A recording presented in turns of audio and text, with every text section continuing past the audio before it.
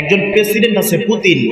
এই পুতিনের যে একটা বিমান আছে, এই বিমানটার ভিতরে এমন কোন জিনিস বাদ নাই যে নাই।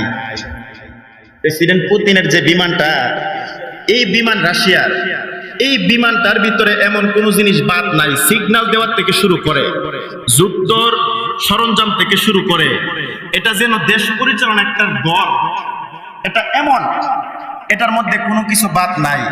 একবার সিগন্যাল থেকে শুরু করে, যুদ্ধ করা থেকে শুরু করে, যা কিছু আছে সব কিছু এই বিমানের ভিতরে আছে।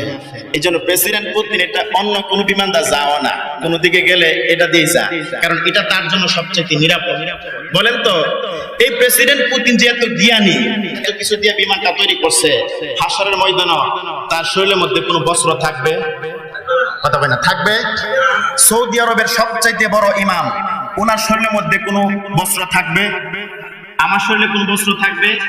থাকবে না। কাহারও শরীরে কোনো বস্ত্র থাকবে না, একজনের শরীরে থাকবে, যিনি মুহাম্মাদুর রাসূলুল্লাহ সাল্লাল্লাহু আলাইহি ওয়াসাল্লাম।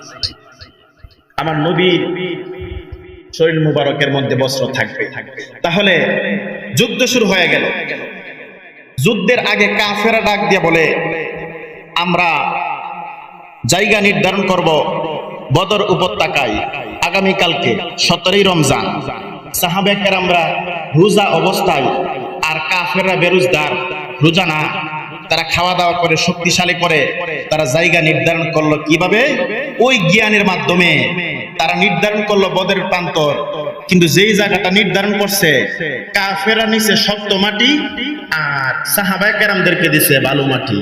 মাটি তো 4 প্রকার, একটা হলো এঁটেল মাটি, বেলে মাটি, পলি মাটি, দোআঁশ মাটি।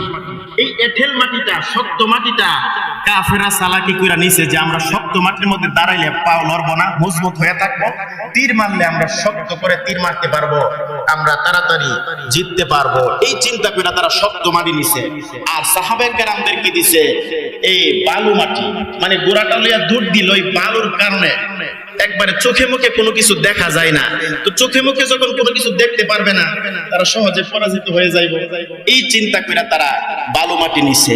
সবচাইতে বড় কথা হলো, কাফেররা যেই জায়গাটা নিছে, ওই জায়গার তাদের মাথার উপর দিক দিয়ে সূর্যটা ওঠে, আর এই সূর্যের তাপটা গিয়া সাহাবায়ে কেরামদের চোখের মধ্যে লাগে। সব দিক দিয়ে বিপদ।